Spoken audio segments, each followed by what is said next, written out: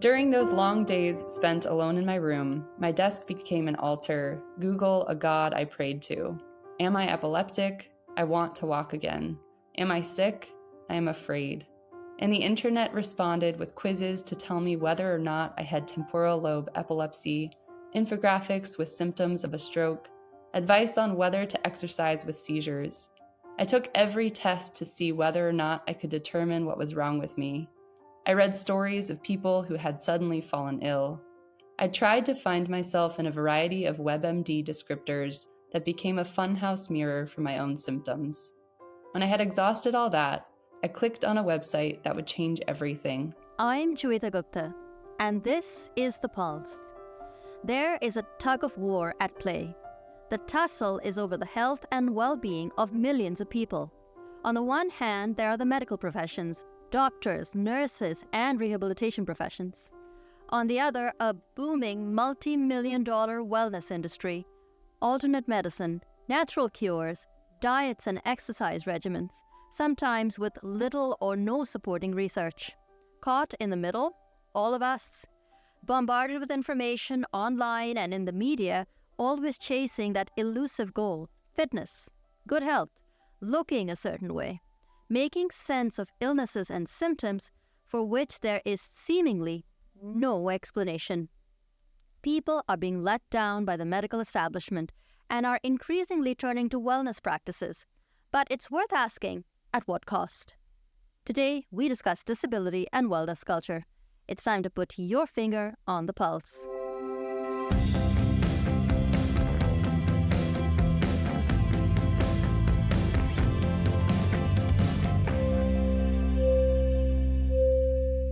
Hello and welcome to The Pulse on AMI Audio. I'm Joeita. My guest today is Jacqueline Alnes. Jacqueline is a runner, writer, and assistant professor of English at Westchester University. She is the author of The Fruit Cure, the story of extreme wellness turned sour. Jacqueline, hello and welcome to The Pulse. I'm really happy you could join us today. Hello, thank you so much for having me. I'm really happy to be here. In a few words, tell us about the book. What's it all about? Well, when I was in college, I was a Division I athlete, and I quickly grew sick with neurological issues that were kind of tricky for doctors to figure out. And so long story short, I ended up on a website called 30bananasaday.com at my most desperate. And I never became a full fruitarian, but I did start to believe in the idea of purifying my body from illness, which I think is something all of us can relate to, is that pull toward WebMD or trying to self-diagnose or find answers different places. And so my book is about not only my own health journey and kind of finding peace in, with illness, living with illness, but it's also about these, like you said in your intro, alternative wellness cures pitched to us and how they affect our lives. You write a book that is part autobiography and part history and research.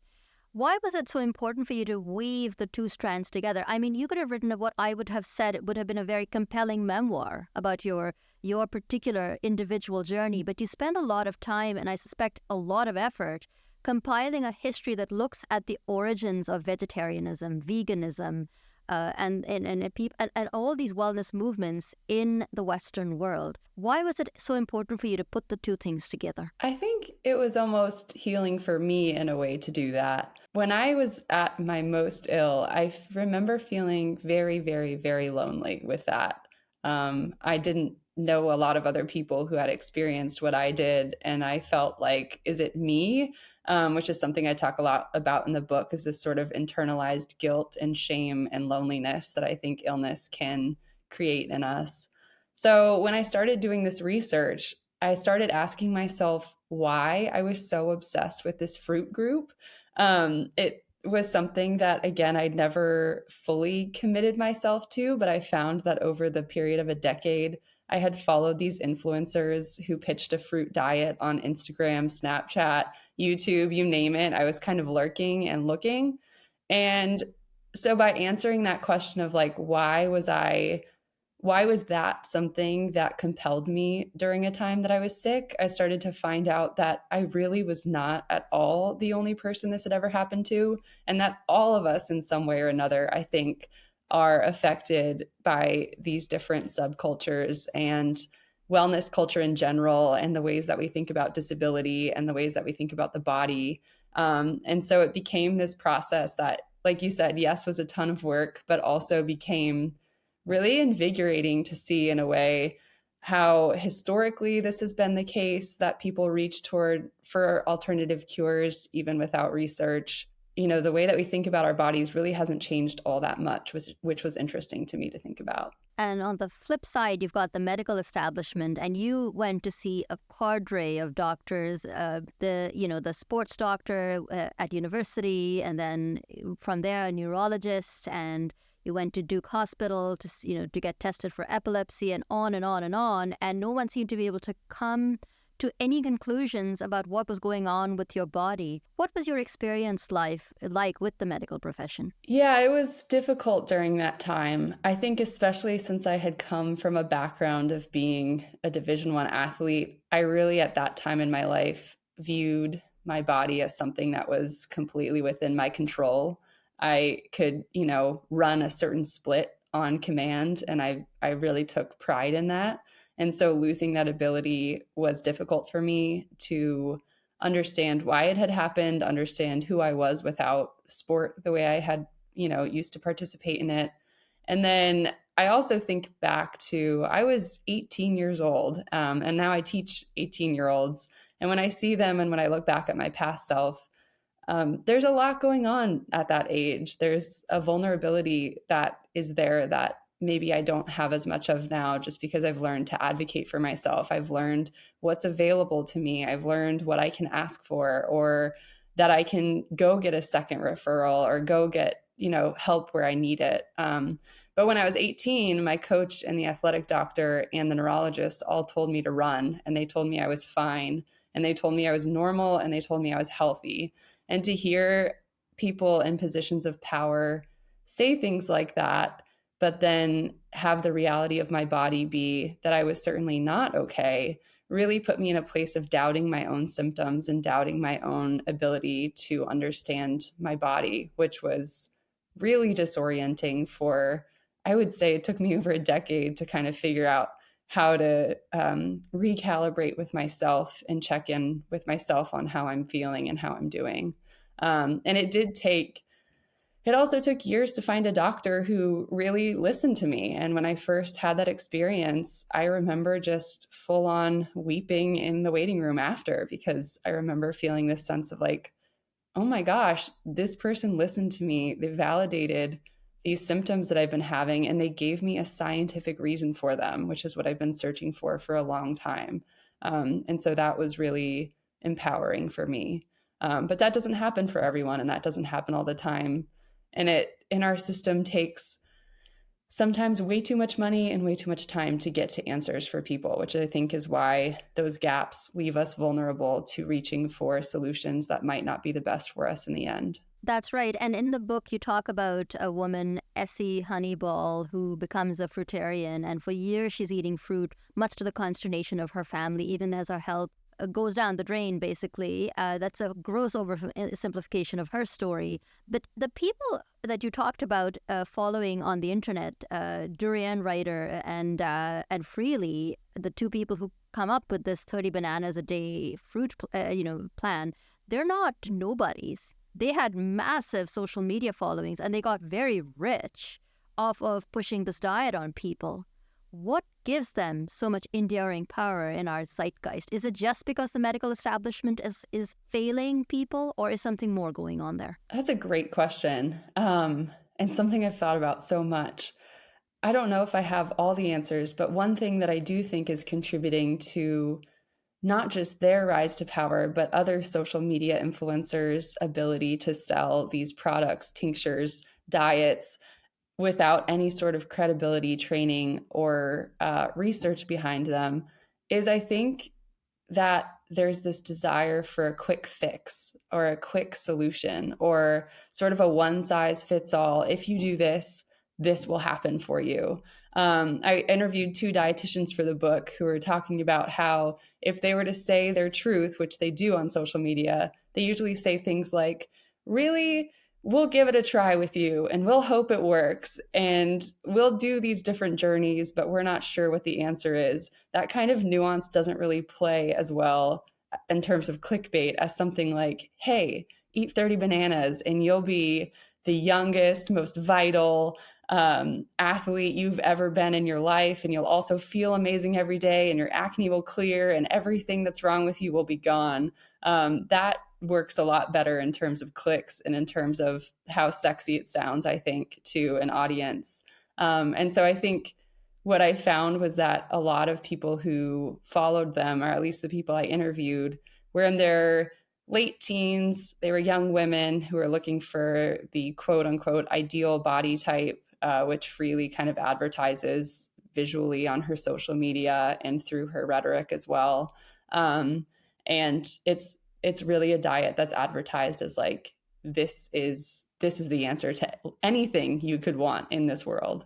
In your book, you have a really phenomenal short passage, and I'll read it out to you. And I was hoping you could unpack it for all of us. Eating fruit and fruit alone is not the issue. Instead, the ways that the fruit cure has been evangelized, monetized, and weaponized is a symptom of something much larger, one that stretches back all the way to the racist origins of thinness itself. So there's, I feel like, a ton of things that we can talk about there. But what are some of the key takeaways, would you say, from that excerpt for all of us? So, something that I found to be really interesting in my research was I used Sabrina String's Fearing the Black Body book. It was a great resource, and it's an amazing book, so I highly recommend it. But in that book, Strings talks about the racialized origins of thinness. And so thinking about in England, white women wanting to distinguish their bodies from Black women would reach for thinness as a way to do so. And that thinness was also tied up in strange ways with Christianity as sort of a measure of what you could abstain from and how pure you were. So food became a source of shame, and anyone's body who was sort of outside that mode of being really thin was a source of shame. And that's something to me that was really interesting, because you see these women's stories. I think I mentioned one, the woman who reaches for the milk diet. She drinks ass's milk 3 times a day. And then you see that sort of repeated with someone like Essie Honibal in South Africa, where she's just reaching for fruit as a means to remind herself that she's pure and also stay really thin. And you see the same thing with Freely, where it's this pressure on thinness and purifying yourself from toxins. So these things that might seem like they're trendy Instagram bait actually have roots in much, much deeper than just being a social media fad or something that people are clinging on to, which I found really interesting to unpack and sort of relate to my own life and my own perceptions of bodies and where those things come from. I thought that was fascinating. Do you think part of it was also loneliness? In the book, you talk about how you discovered the 30 bananas a day diet at a time when you were in a wheelchair and not really leaving the apartment very much, just maybe taking 1 or 2 classes, and on campus your roommates were gone most of the time. Did some of it just stem from loneliness and desperation for answers? Yes, 100%. At that time in my life, I had gone from being a semi-normal college student, and I say semi-normal because I was still grappling with the loss of my team, so I wasn't as social as I might have been. But I spent 90% of my time in my room on the internet, which is probably never a good thing to spend that much time alone on the internet, especially when I was waiting for a bed in the epilepsy ward to open, and I had this extreme anxiety over what they would find out or not find out in terms of, can you please, name the thing that's happening to me? That felt like it would be a form of power for me. And in that waiting, I think I was reaching for something to control or something to sort of soothe the the space that not having an answer had left inside me. And so when I read, it wasn't so much the website itself, because as I talk about in the book, the 30 Bananas a Day website is kind of funny. It has like cartoon people holding bags of bananas as if they're weightlifters. And it has like these apples parachuting from the sky and like going toward a dancing cucumber. So it's kind of a little bit ridiculous when I first saw it. But the thing that really started to get me actually thinking like maybe this is a real thing is that I would go to this page called Testify, where people would write in about how they'd been sort of saved from the misery of their old lives. And one of them was a former D1 athlete who had gone through a mysterious onslaught of symptoms. And so I saw myself in her and I was like, finally, someone gets me, or someone has been through this and she found a way to the other side. Maybe I can too if I just apply myself enough. And I kind of think that's a lie that maybe our culture perpetuates too, which is that if we work hard enough, or if we just want it enough, we can have the things that we dream of, instead of just recognizing that sometimes symptoms just happen and that's okay, and living with them and learning to live with them and giving yourself grace and finding, accessible accommodations within different spaces can be a possibility too, instead of just thinking we have to like overcome or become inspirational in some way by eradicating those symptoms from our bodies. In the book, you talk about maybe spending less time on looking for cures and instead looking for healing. What's the difference between a cure and looking for healing? For me, I thought a cure would be something that ended my symptoms. That's what I really dreamt of back in the day was I want to stop this. I do not want to experience these things anymore. And by doing that, I think I denied myself experiencing the reality of the symptoms in a lot of ways. I would pretend like they didn't exist, or I would pretend like they didn't actually impact my life that much. So, for example, even up until my PhD, I would go to class if I had symptoms. So, if I had blurry vision or dizziness and I was unable to see the board or talk, I would still go because I thought my symptoms weren't bad enough to warrant rest, or taking care of myself. And I think by doing that, I was hoping for, like you said, a cure, which was just like either a pill or some sort of other medical intervention or solution that would take them away.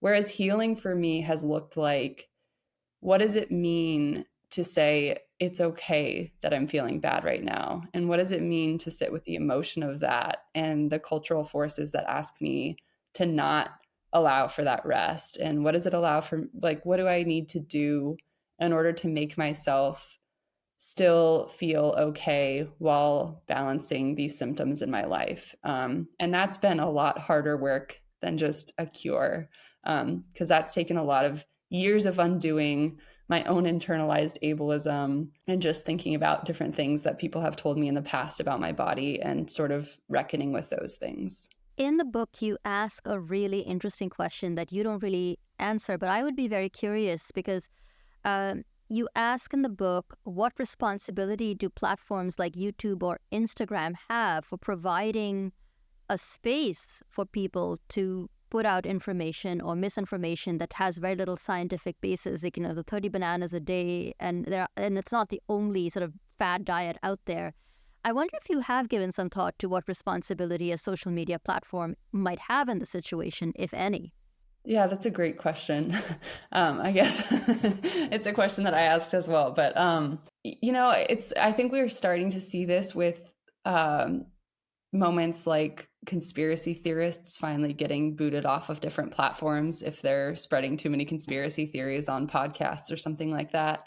I think there's a real reluctance, though, for people to say this is okay or this is not okay, if that makes sense. Like, I'm thinking right now, for example, all over my Instagram, in the US, people are drinking raw milk, and there are these influencers who are like, we should drink raw milk and this is good for you. And it's coming from sources, just because I've obviously rabbit holed, seems to be my interest, is rabbit holing down weird diet trends. But it's come from people who are entirely unlicensed in a conventional sense. They'll like name themselves things like doctors, or they'll say that they're nutritionists, but they don't have any certifications that I can tell to actually back that up. And so part of me thinks it's just a reluctance to say, like, this is all the way wrong.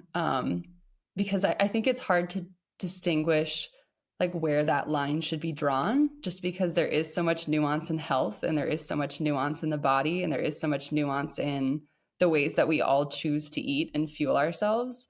Um, but I think like I guess for me it's harder to distinguish like what kinds of information should maybe be um monitored by platforms, but maybe age is something that should be thought about, just because, like I talked about before, the age of a lot of the young women who did end up eating a fruit based diet was pretty young.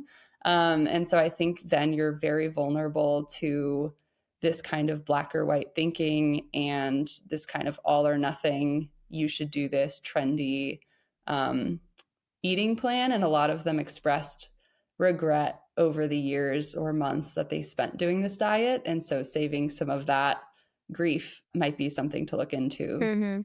in the future. I'm not sure. No, those are all really good points. And I think the other thing to think about is just the perils of, oh, but this person has so many subscribers, or this person clearly has a following, so they must be a credible source. And I wonder a little bit about whether that in some ways also boxes in these influencers themselves. You talked about the people who are creating the fruit diet suddenly doing not so much a 180, but turning around and having another diet, which is the raw till 4 diet, where it's like, okay, until 4 p.m. you can eat raw, but after that you can maybe steam your food a little bit, but still keeping the page and all the social media presence up and alive for 30 bananas a day. So what happens in situations like that? I mean, you clearly saw a bit of an alarm there going, but hang on a second, it can't be one, it has to be one or the other. How can you do both? But does that kind of a thing also present red flags for people, or how do people sort of navigate that as consumers of social media? That's a great question. And you bring up something that one of the sources I talked to, they wanted to remain anonymous, but they told me that they had been a former influencer, and I think they had over 100,000 followers at one point, and they did YouTube, Instagram, Snapchat, and were making money from those things. I think they even wrote an ebook. And they mentioned that when they were in it at their peak, it felt like an echo chamber, because it started to feel like they only reached for sources that continued to inform and feed what they wanted to believe, rather than allowing themselves to change and grow and express that maybe there was more nuance in what they could eat than they had originally thought. But they were reluctant to do that because they had this mass amount of people following them for this very strict diet plan. And so I think that can happen to anyone on social media in any sort of role of guru or guide or I guess influencer, where if they're making money selling you one idea, how are you supposed to express then to your audience that your idea is evolving? And I think that for me, it's interesting because as a human person who is continuing to grow, I think growth and change is one of the most exciting parts of being alive, which is that I can say I was wrong, or I can say, my beliefs on that have changed, or I have to change in order to meet this new situation. But yeah, I think that was a question I wrestled with a lot in the book, was sort of it wasn't even about the diet changing so much. It was about this reluctance to all say out loud, like, hey, maybe you don't need to eat all raw anymore because we're not. And maybe we should think about the fact that we are literally making money from people trying a diet that we personally don't think works well anymore. And what does that mean that we're profiting off of this and profiting off of people who are going to messaging boards, like I wrote in the book, who are very sick. There was that person who was like, I think they were cold all the time and they weren't feeling well. And everyone on the message board just said, try, just keep trying, just keep doing it and you'll feel better. So that's where it got really murky for me in terms of the profit off of plans that were so rigid but were no longer being adhered to. And just the vitriol that someone would be faced with if they did criticize the diet in a public way. I mean, there was a Jezebel article that says that if you went to like the vegan corner of the internet, you'd have all these people basically screaming at each other, and it can get very fractious and divisive. We've got a couple of minutes left, and I wanted to invite you to read a short excerpt from your book as we go to get towards the end of the interview. Why don't you set it up for us? Tell us what we're going to read, and then go ahead and read us a short excerpt for us. Sure. This is from the time when I was sitting alone in my room. And maybe it's something we all can relate to because, like I said, I think I have a lot of friends who turn to the internet when something's wrong before they get to go in to see a doctor. So this was probably at my most desperate, me thinking about my body and thinking about my fears. So during those long days spent alone in my room, my desk became an altar, Google a god I prayed to. Am I epileptic? I want to walk again. Am I sick? I am afraid. And the internet responded with quizzes to tell me whether or not I had temporal lobe epilepsy, infographics with symptoms of a stroke, advice on whether to exercise with seizures. I took every test to see whether or not I could determine what was wrong with me. I read stories of people who had suddenly fallen ill. I tried to find myself in a variety of WebMD descriptors that became a funhouse mirror for my own symptoms. When I had exhausted all that, I clicked on a website that would change everything. I found the two banana-wielding gurus I thought might be able to save me. That's incredible. Thank you very much for doing the excerpt for us. Just before we go, tell us where we can pick up a copy of your book. And if it is available as an audiobook, you must let us know where you can get the audiobook as well. It is available anywhere you can buy books. So Bookshop, Penguin Random House has a collection of all the links of where you can buy it, I think. Places like Powell's, P&T Knitwear is doing my book launch, so I'll shout them out. But honestly, anywhere. And I think right now, Australia and New Zealand have the audiobook, but I'm not sure it's quite made its way to the US or Canada. So I will be pushing for that because I myself love to listen to audiobooks. So I'll keep you posted if that happens. Amazing. You and me both. Audiobooks for the win. Jacqueline, thank you very much for being on the program. It was a pleasure having you. Thank you so much. I really appreciate it.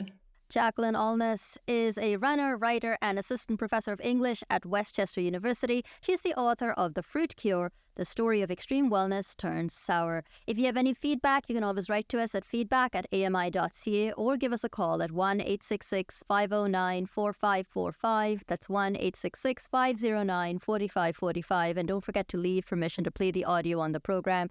If you are on X, you can always find us at AMI Audio. Use the hashtag PulseAMI to let us know that the tweet pertains to this program, or you can find me on X at Joeita Gupta. Of course, if you are listening to the podcast of the show, or if you are listening to us or watching us on YouTube, you are welcome to leave a comment down below. And don't forget to subscribe so you can be notified about future episodes of The Pulse. The videographer for today is Ted Cooper. Jordan Steves is our video editor. Mark Aflalo is our technical producer. Andy Frank is the manager for AMI Audio. And I've been your host, Joeita Gupta. Thanks so much for listening.